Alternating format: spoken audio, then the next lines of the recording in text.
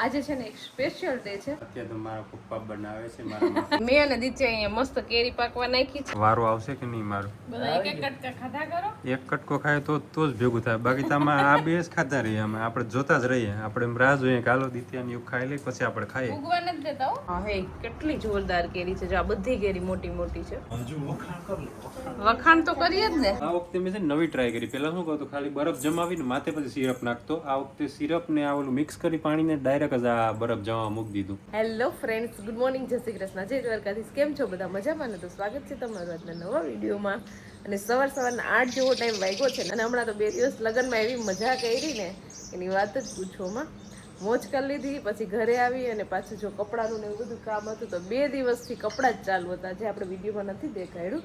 અને અત્યારે પાછું ઉઠી અને જો મિસલ સંભાળી લીધું છે. અને અહીંયા સવારમાં અતુલભાઈ એના માટે જો સ્પેશિયલ ચા બનાવી છે.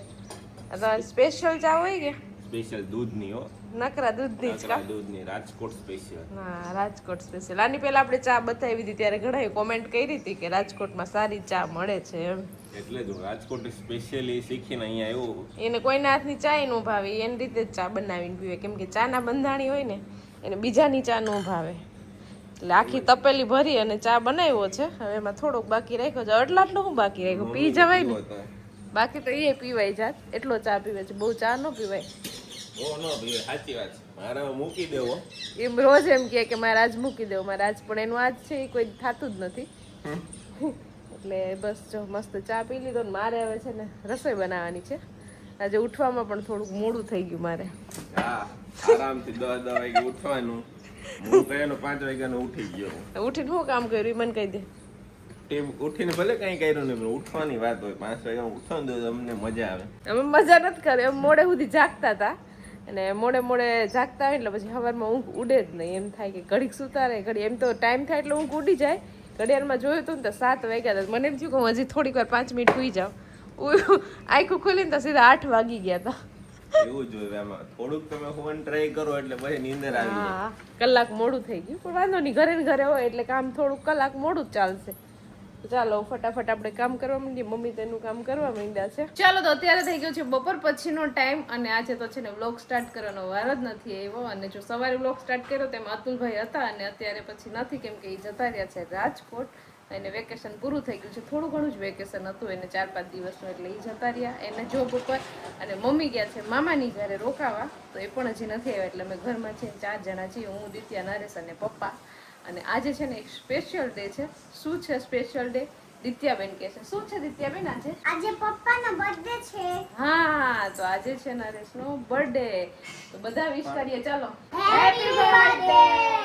Thank you. પણ આ ખોટો બર્થડે છે. નરેશના છે ને વર્ષમાં 2 બર્થડે આવે છે, એટલે બધાને એમ થતું છે કે હજી તો હમણાં એક બર્થડે ગયો તો પાછો બીજો બર્થડે કઈ રીતે આવી ગયો. તો એને સર્ટીમાં લિવિંગમાં કયું બર્થડે? અલગ બર્થડે જેમાં આજનો છે એવું ભાઈ પહેલા હતું ભાઈ કે સર્ટીમાં 5 મહિના બાકી હોય બર્થડે તારીખ બદલાવીને કરી નાખે ને 5 મહિના હાલી જાય. સર એની રીતે જ કરી નાખતા ને. આ તે વર્ષ બગડે નહીં ને એવું બધું 5 મહિના 4-5 મહિના તો હાલે એવું બધું પહેલા નહોતું. એ છે અત્યારે એવું છે અને બદલાવેલું છે વર્ષ, ચડાવી દીધા છે આમ ઉપર, થોડાક અપગ્રેડ કરી દીધા, અપગ્રેડ. અને અત્યારે એવું નથી, અત્યારે એક દિવસ ઘટતો હોય ને તો એ નથી ઓલું કરતા એમ.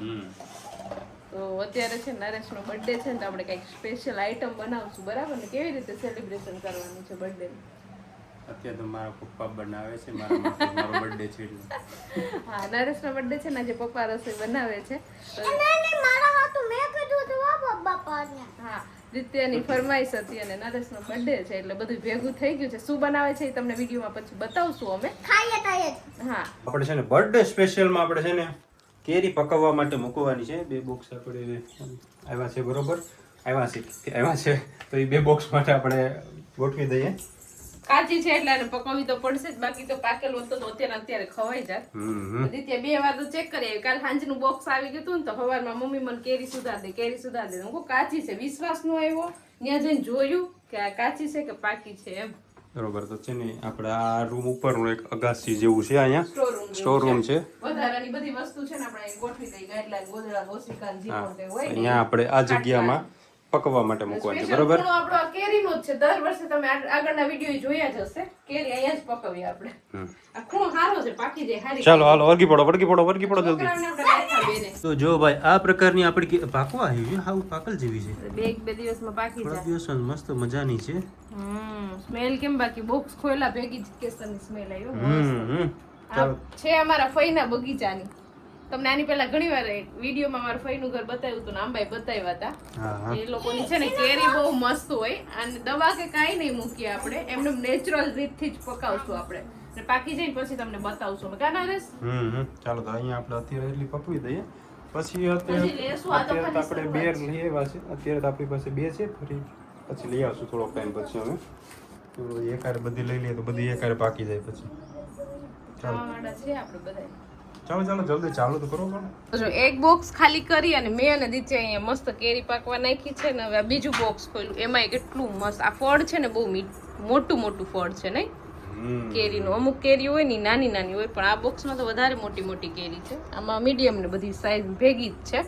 ને હવે નરેશ કે હું મારા હાથે મારું બોક્સ નાખીશ કા ડાબો. તો હવે નરેશ ગોઠવે છે. અમે અમારું બોક્સ ગોઠવી દીધું કા દિત્ય?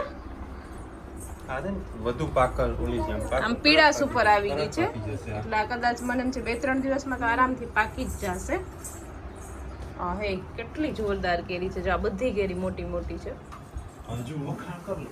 વખાણ તો કરીએ જ ને. ઓર્ગેનિક કેરી છે આપણી. ઓર્ગેનિક રીતથી આપણે પકવવાની છે અને આની મીઠાશ તો કંઈક અલગ જ હોય. ખબર છે તમને? આપણે દર વર્ષે ખાઈએ જ છીએ બરાબર ને. અને આપણે બજારમાંથી કેરી લઈ આવીએ ને એમાં દવા નાખીને પકાવેલી હોય. આપણે આની પહેલા વિડીયોમાં બતાવ્યું હતું ત્યારે કોઈએ કોમેન્ટ કરી હતી કે જલપાબેન તમે અને દિત્યા અમે કેરી ખાતા હતા ત્યારે કે દવાવાળી હોય ઇન્જેક્શન મારીને પકાવેલી હોય તો એ કેરી તમે ખાવ નહીં કે દિત્યાને પણ ન ખવડાવો એવી કોમેન્ટ કરી હતી નરેશ. પણ હા બરાબર જ છે. આપણે તો શું કરીએ ભાઈ, આપણા હાથમાં તો બધું નથી કે કોણ દવા શું નાખે અને પણ અત્યારે કઈ પણ વસ્તુ છે દવા વગર થતી જ નથી. બધાય ફ્રૂટ્સ કે શાકભાજી કે ગમે તે એમાં દવા તો હોય જ છે. આપણે આ તો છે નેચરલ રીતના તો આપણે ખાઈએ છીએ, મળી જાય છે એટલે બરાબર ને. બંને બોક્સ છે ને આપણે અહીંયા ગોઠવી દીધા અને મસ્ત પેક કરી દીધું છે. હવે 2-3 દિવસ પછી પાછા આપણે અહીંયા ઉપર આવશું ને ત્યારે જોશું કે કેરી પાકી છે કે નહીં. પણ મને એવું નથી લાગતું કે 2-3 દિવસ નીકળે તો 1-2 દિવસમાં તો દિત્યા ને પપ્પા કદાચ ચેક કરવા આવશે જ. દિત્યા ને પપ્પા કરતા બીજા એક કોકને વધુ ઉતાવળ છે એટલે જોઈએ હવે પાકશે ને ત્યારે તમને બતાવશું અમે. એનું નામ જે થી શરૂ થાય. મસ્ત આપણે કેરી છે ને ઉપર પાકવા નાખી દીધી છે અને અત્યારે છે ને જો નીચે આવી અને મેં છે ને આંખનું બનાવ્યું છે. 2 દિવસથી આપણે આ બોરો બનાવી અને રેડી કર્યો છે. પછી આમાં કેરી એડ નથી કરી પણ આમાં જે ઓલી સૂકી ખારેક આવે છે ને એ એડ કરી છે. કેરી હજી સુકાય છે. આજ સાંજે નહીં તો કાલ સવારે આપણે એમાં એડ કરી દેશું. તો જો આ રીતનો કંઈક આપણે મસાલો બનાવ્યો છે. જોતા અને ચાખવામાં તો મને તો બહુ સરસ લાગ્યો. મેં નરેશને ચખાડ્યો તો નરેશ કેવો લાગ્યો તમને? મસ્ત મીઠો સરસ લાગ્યું કે આમ? પહેલી વાર મેં હાથનું બનાવ્યું છું. જોઈએ હવે આગળ આખું બની જાય પછી જોઈએ કેવું બન્યું પહેલી વારનું અથાણું. આમ તો સારું જ છે કઈ વાંધો નહીં. આટલું માથું જ હોય છે. હવે ચાખીને ખબર પડે દેખાવામાં તો કેમ કેવું ચાખ્યું તો ખરી તમે મસાલો. ફાઇનલ અથાણું ખબર પડે. એટલે આજે આને છે ને ગળવા દેવું પડે. આ તો ખાલી આ મસાલો 2-3 દિવસે બનાવીને આ ગળે છે. પછી ફાઇનલ અથાણું તો વાર લાગશે ખાતા. અત્યારે ઘડિયાળમાં 7:30 જેવો ટાઈમ થયો છે અને અંધારું થઈ ગયું ને મમ્મી જો મામાની ઘેર ગયા હતા ને તો આવતા રહ્યા છે 2 દિવસ રોકાઈને. 2 દિવસ રોકાણી હા સપ્તાહ પૂરી કરીને આવતી હતી. હા અહીંયા સપ્તાહ હતી તો સપ્તાહ સાંભળીને આવતા રહ્યા ને અહીંયા જો આપણે હવે પિઝા બનાવવાની બધી તૈયારી ચાલુ છે. આપણે અહીંયા દેશી ઓવન બનાવવાનું છે. ચૂલો પ્રગટાવીને હવે એમાં પિઝા પછી શેકશું આપણે દેશી ઓવનમાં. તો અહીંયા જ આપણે પછી જમી લેવાનું છે. એટલે પાથરણું પાથરી લીધું છે. આવીને દિત્યાબેન મંડી ઠેલો ચેક કરવા કા અત્યારે નથી ખાવાનું. પિઝા ખાવાના છે ને અત્યારે મૂકી દો પછી ખાજો. સેવ મંગાવે છે. સેવ મંગાવે શું કરે આ ગરમ બનતી હતી લઈ તો અહીંયા છે ને પિઝા બનાવવાનું કાર્ય શરૂ થઈ ગયું છે અને જો અહીંયા આ બાજુ પિઝા બનતા જાય છે. આની પહેલાં આપણે ઘણી વાર 2-3 વાર આપણે આની રેસીપી તો આપી છે એટલે ફરીથી પાછો આપણે એ જ નહીં દેખાડીએ. પણ તમારે જોવા હોય તો એ વિડીયોની આપણે ડિસ્ક્રિપ્શનમાં નીચે લિંક આપી દઈશ કે કઈ રીતના બનાવીએ છીએ. ઘણીવાર આપણે દેખાડ્યું સેમ પ્રોસેસથી. અહીંયા પિઝા તો બનતા જાય છે, તૈયાર થતા જાય છે, અહીંયા ખાતા જાય છે માણસો જો ને અહીંયા માણસો રાહ જોતા જાય છે. ક્યારે વારો આવે. હા હા આગલી વારો આવી જાવ મામા કરી દેખો. ઓકે ચાલો ચાલો. કેટલા દિવસ 2-3 દિવસ પાછળ પડી હતી પિઝા ખાવા કા. ચાલો બની ગયું છે એક એક બને નરેશના બર્થડેનું સેલિબ્રેશન એ થઈ જાય. પિઝા કટ કરી લેજો તમે. પિઝા કટ કરવાનો મારો બર્થડે છે. પિઝાનું કામ ચાલુ છે ને પણ સોસ પૂરો થઈ ગયો. ટોમેટો સોસ છે ને પૂરો થઈ ગયો. પૂરો થઈ ગયો ગામમાંથી લેતા હું મળે જ છે. અને જો મમ્મી છે ને કથા સાંભળવા માટે 3 દિવસથી ગયા હતા મામાના ઘરે ખંભાળિયા, બરોબર. તો આજે આવી ગયા છે અત્યારે. હા, 3 દિને 2 રાતું. એટલે પિઝાના ટાઈમે આવી ગયા છે. પિઝા બન્યા કે આવી ગયા? હું તો પ્રસાદ લઈને આવી તો પીઝા શાકી લીધી. પ્રસાદ લઈને આવ્યા કા? અત્યારે ખાઈને આવ્યો લાપસીની કઢીની ખીચડી. બરોબર. તો મમ્મી ખાઈને આવે છે પણ પિઝાનો પ્રસાદ પાછો લે. ચાલો સોસ લેતા આવું ગામમાં. અડધો બગાડે છે.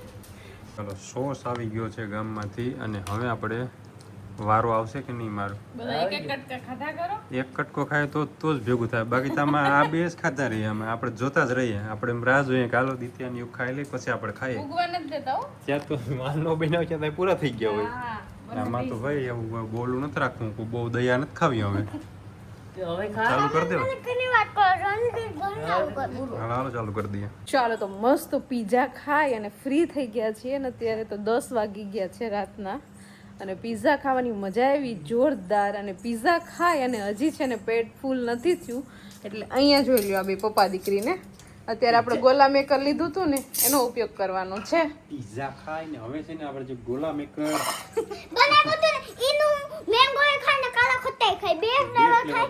હું કોઈને નહીં ખાવ દે ખાલી હું જ ખાઉં. આ વખતે મેં છે ને નવી ટ્રાય કરી. પહેલા શું કરતો ખાલી બરફ જમાવીને માથે પછી સિરપ નાખતો. આ વખતે સિરપ ને આ ઓલું મિક્સ કરી પાણીને ડાયરેક્ટ જ આ બરફ જમવા મૂકી દીધું. એટલે કઈ ચાસણી ની કઈ ટેન્શન નહીં, કલર નું કે કાંઈ તો પણ હવે નહીં. ખબર નહીં, મને લાગે આ ફેલ થાય કેમ કે આ છે ને ડાયરેક્ટ તોડ નહીં થાય. જો રસ નીકળી જાય આનો હે ને. એક આ છે ઓરેન્જ ફ્લેવર છે ને એક કાલા ખટ્ટા છે. 2 ફ્લેવરના જમાવ્યા હતા. હવે ખબર નહીં શું થાય બતાવીએ તમને આગળ. નીચે પડે. ચાલો તો આપણો પ્લાન છે સક્સેસ જાય છે કે નથી જાતો? વાટકામાંથી તો નીકળી ગયું છે. હવે આપણે આમાં રાખ્યું છે ગોલા મેકરમાં. જો આ છે ને વાવ, મસ્ત બની ગયું છે. મને એવું લાગે છે. ચાખીને હું જોઈ દઉં. ઓરેન્જ ફ્લેવર સરસ બન્યું છે.